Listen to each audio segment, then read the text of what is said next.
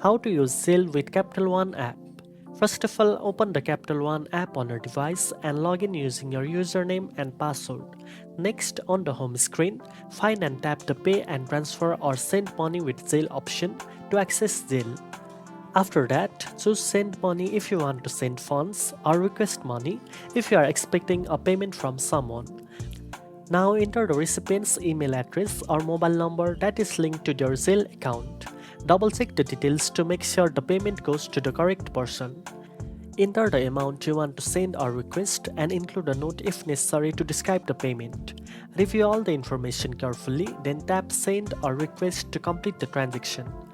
You will receive a confirmation once the transaction is successfully processed.